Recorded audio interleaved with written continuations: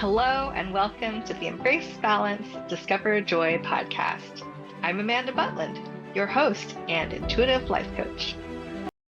Hello, and welcome to another episode of the Embrace Balance, Discover Joy podcast. Today, my special guest is Shannon Passalacqua. Shannon, thank you so much for being Hello. with me today.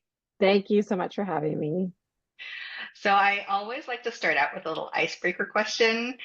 Would you mind sharing with us what hobby or activity brings you the most joy and why? Oh God, hiking.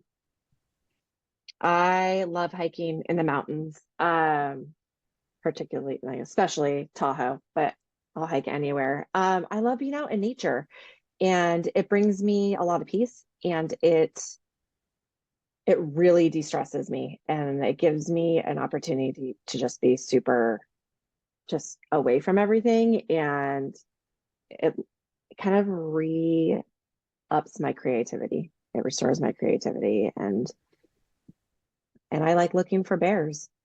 I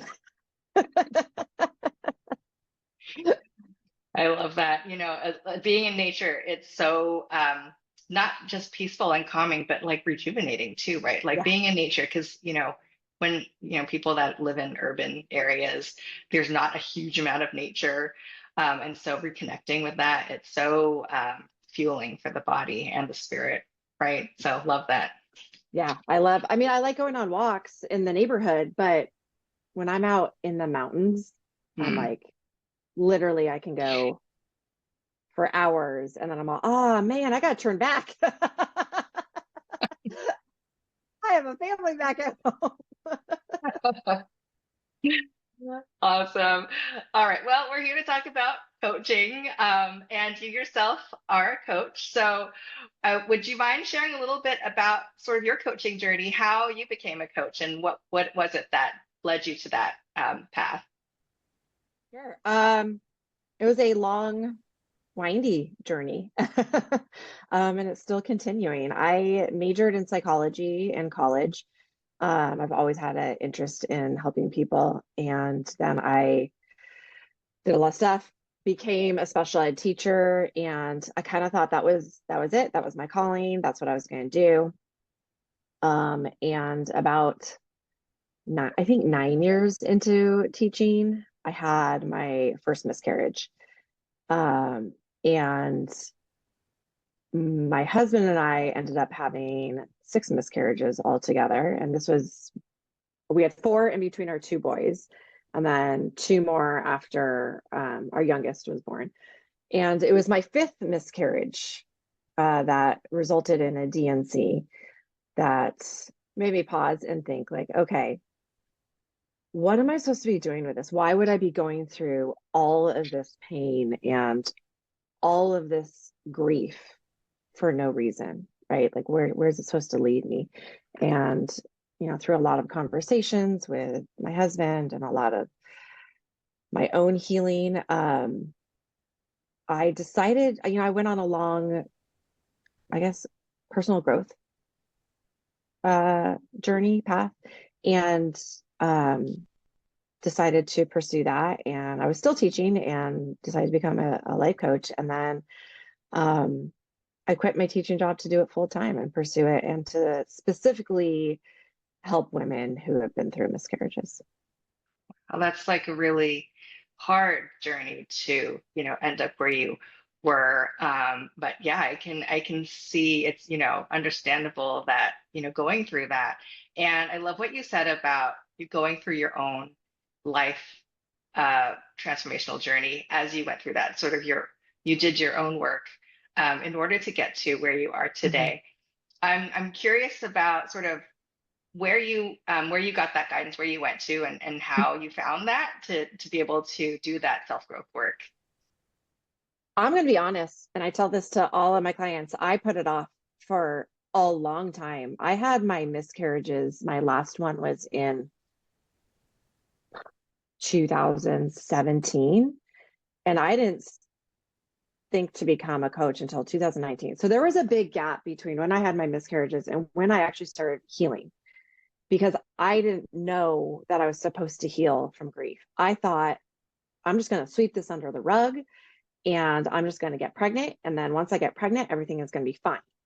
And once I have that baby, I will be healed and everything will be okay and I will be happy. And that's not actually what happened. And this is what I've learned a lot through, you know, the work that I've done, is when you put things off, when you don't actually do your healing work, it's going to show up later. It's just going to show up differently. And it's going to show up in a way that you're not expecting it, right? There's going to be panic attacks, anxiety, lots of different like issues in your gut, so many different things. So I thought that I was going to be fine after I had our last son. And I started kind of pulling away from people and I started having a lot more anxiety, which I had never had in my life. And I was looking into why that was happening. And I started reading a lot of books about grief. And I dove deep into it. It was nothing I was ever comfortable with. I was not comfortable at, funerals. I was not comfortable talking about death because it's not something our society talks about. It's not anything we're really, we grow up with knowing how to instinctively handle a situation like that. So I did a lot of research, read a lot of books, listened to a lot of podcasts, and really looked into, okay, well, what is it that's supposed to help you heal? And then I started doing my own writing. I When I was going through all this, I didn't know like these are the things that I was doing to help me heal, but I was doing them like just kind of on my own. I got a tattoo, which was like my own creative work. I started writing a blog, and the writing for that was one of the most healing things that I had done. And I didn't realize that writing and journaling was a very well studied and a very good way to help you heal. And so that was kind of how I got into it and how I went through my journey. Wow, that's very intense journey. And I sort of love all the parts where you talked about just grief itself and, society, people like not taught how to deal with, grief. So I love that you went on this journey and then discovered all these things. And you mentioned, some of them are well studied, but, for any regular person out there who's dealing with grief, there's not like a manual you can just pick up, right? And these are the steps to follow in order to get Right. through. So I love that you've sort of figured this out. And can you talk a little bit maybe about sort of how you walk, maybe not how, but now that you've learned all these things that you can help others sort of walk through this process to help them heal. Yeah. I created my own coaching program from it. And so I really help women. So I think the most important thing I learned is women really need, when they're going through this, they want to tell their story. They want to be seen. They want to know that they're validated. They want to be able to talk about it. And two things that are very important is being seen and validated, but also having community, because there really is not a community out there that is a safe place for women who have been through miscarriage. And also, and I think you talk about this, is reconnecting with your values. And I think when you're able to reconnect with what's important to you, it's going to help you move through that grief a little bit easier. It's not going to take the pain away completely, but if you can remember what those values are, and what your goal is in life, or what you're really wanting to connect to in life, it's going to help you with that grief. But like I said, community is something that we don't, at least in the United States, and I think it's true for a lot of Western cultures, is we don't like to talk about grief, and we kind of are expected to do it on our own and quickly. And there's a timeline, right? Like you're supposed to be done with grief by a certain time and then it's gone. And why are you still talking about it? And can you do it by yourself? Can you just not show it?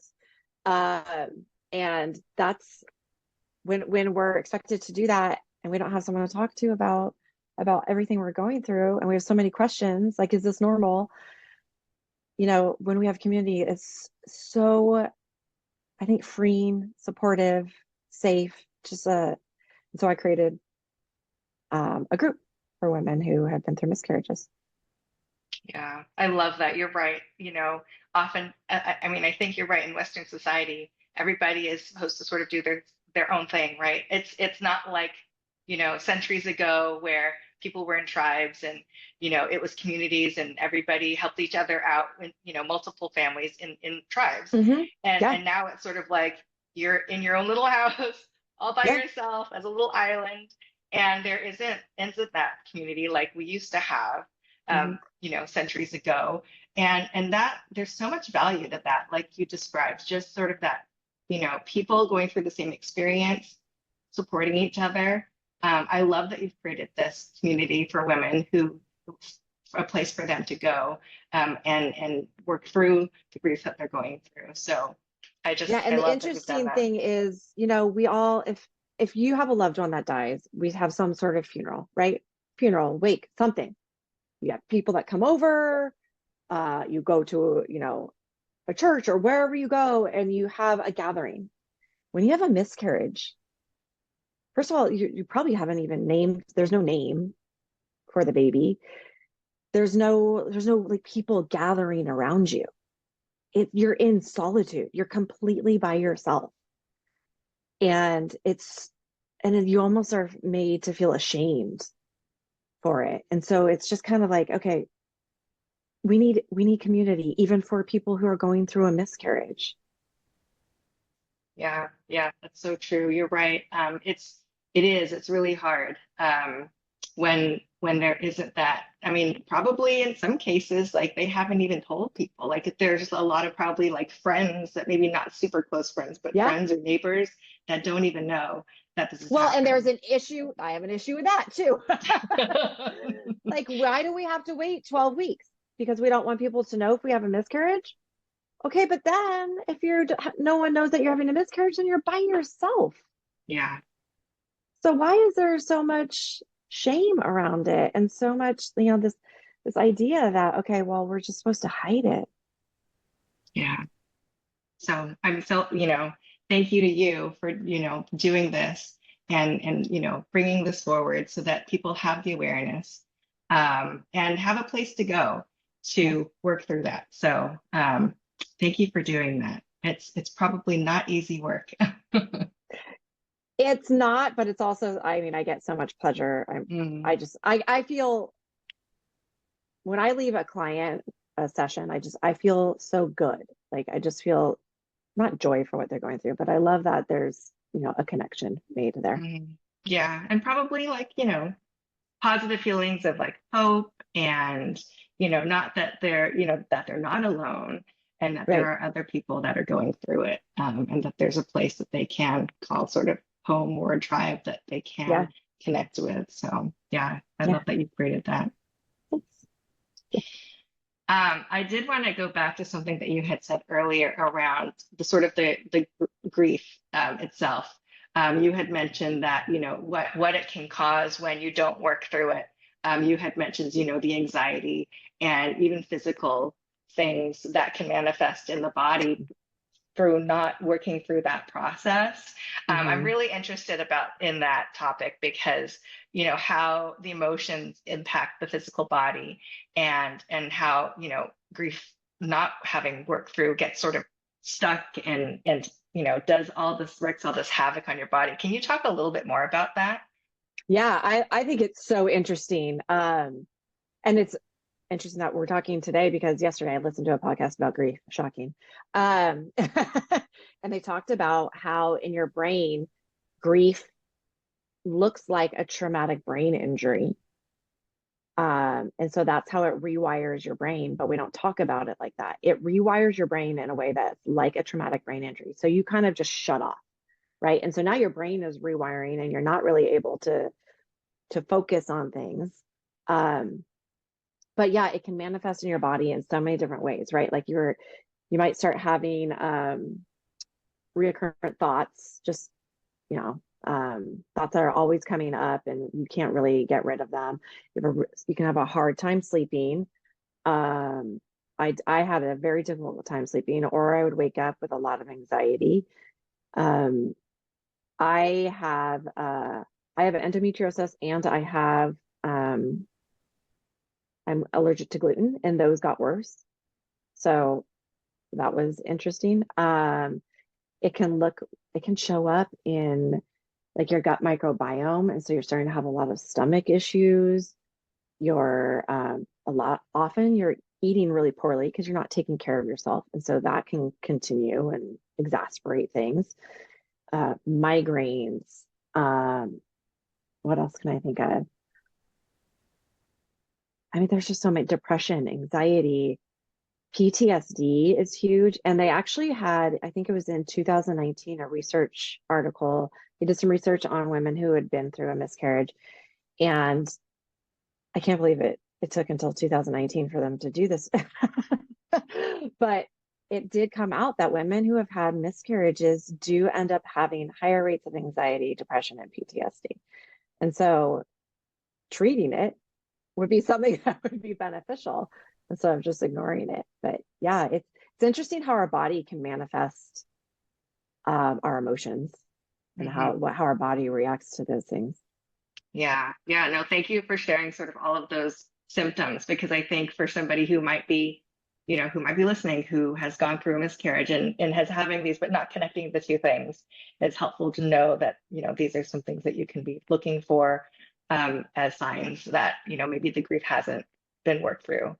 Yeah, So thank you for sharing yeah, those. for sure. Yeah. So I do want to ask you, since we've talked about sort of the grieving and how, miscarriages are not really talked about a lot, and how hard it might be for somebody to seek out help. Why would somebody look for, or why would they seek a life coach after having experienced a miscarriage? How might they get to that point? Yeah, I think a life coach is really important for someone who's been through a miscarriage because it's going to help them move forward. And I do have clients who work with me and a therapist. And, that's a really good combination because a therapist is going to help someone work through things from their past. And a life coach is going to help you work through what's going on right now and give you the tools to move forward. And so, what we work on is, one, talking with someone who has gone through what you've gone through, and so I can understand and really validate what you've been through, and my program helps that person feel comfortable and like they're in a safe place to talk about it. Like we said, it's not talked about a lot, and I know the emotions and the literal physical pain that you've gone through, and I know how hard it is to talk about it. I understand the shame that comes with a miscarriage and how we might be questioning our bodies and not knowing exactly what we want to like. I think a big question I ask myself and what a lot of women ask themselves is, who am I after this? Like, who am I supposed to be after this? And so what I help them realize is who they are and who they are after they've gone through such trauma, and reconnect them with themselves, with their partner. There's very often you see with miscarriages, you see a divide in relationships because one person grieves one way, another person grieves another way. Usually they're not the same. You can feel very isolated and you start taking that out on your partners. So I help build that, build that trust again with their partners, and I help them reestablish what their, like what we talked about, what their values are, and then give them the tools and help them explore and figure out what tools are going to work for them to help them when the anxiety and the grief comes up again. Because, as a lot of us know who've been through grief, it's it doesn't just come and then it's over. It comes in waves, and it's going to come, and there will be longer time periods between grief, but it never just goes away. I still think about, the babies I've lost. I still have moments of grief. And so it's knowing the tools that work for you. And so I help them figure out what those tools are so that if they become pregnant again, how are they going to work through that anxiety when they're pregnant? How are they going to work through, trying to get pregnant again? Or how are they, what if they decide they don't want to get pregnant again? How do they come to that, that decision? So there's a lot that goes into talking with someone who's been through a miscarriage. And I think that's the difference between, like, why would you come to a coach? I'm going to help you, like, really dive deep and work through that and kind of get you to the other side of that. And, when the grief comes up again, you have the tools, and you always have me. You can always turn to me and, hey, I'm having a hard day, da, da, da. Or, I mean, behind me, I have pictures of babies that have been born from my clients. It's like, they send me thank you cards and they send me pictures of, them and their babies. So it's just, I know, you make that connection. It's really cool. Yeah, that's awesome. I love what you talked about, sort of like providing people with the tools, like the whatever the tools that work for them in Mm-hmm. order to continue to move forward and progress or move on with their lives, and that grief doesn't go away completely ever, and that it is in waves, but then you provide those tools that they can use to continue to move forward. So I love that And you approach. can use it, it's not just, it doesn't have to just be for grief, right? I still use all of my tools daily. Like, we've had a lot of hard things happen in my family, and I'm like, I know how to handle this. Okay, wait, I know what to do. I know what works. Da, da, da, da. And that's like when there's a whole, I need to actually do it. So that's also another thing, is you actually have to use the tools that work. So like for me, going on a walk is very, very important. Exercising is really important for my mental well-being. Journaling is another one that I think is one of the best ways to help us. And breathing is so Mm. easy. And it's, like, we've got a lot of stress going on in the world right now. And I am breathing all the time and just doing my breathe in for 4 seconds, breathe out for 6 seconds. And to me, that's just the easiest thing you can do. It's free. Breathe. Mm-hmm. Yeah. Awesome. All right. So this has been such a great conversation. Thank you so much. Is there anything else that you would like to share with our audience today? Anything else that you would like to put out into the world? No, I think if you're gonna reach out to someone, if you're going through a miscarriage, if you're going through grief, make sure you're talking to someone who's a safe person. And because not everyone is capable of holding that type of pain and being there for you. So make sure that you're talking to someone who is a safe person. And if you are supporting someone who's going through grief or miscarriage, please don't dismiss it. There are no words or phrases that's going to take the pain away from them. So literally all you need to do is just listen. One of the best things that one of my friends did for me was, she just said, I have no idea what you're going through, but I'm here, and I'm here anytime you want to talk. And we would just go on walks and talk, and she would listen. And so if you're supporting someone, just let them talk, be a safe space for them. Well, thank you for that. That's wonderful advice, and thank you.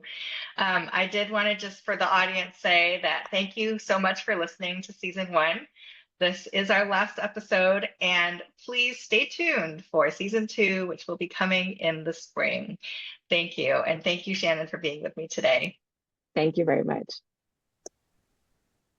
I invite you to subscribe to the Embrace Balance Discover Joy podcast and join our community. If you feel inspired by what you hear, please leave a review and share this podcast with others who might benefit. And remember, it's never too late to embrace balance and discover joy in your life.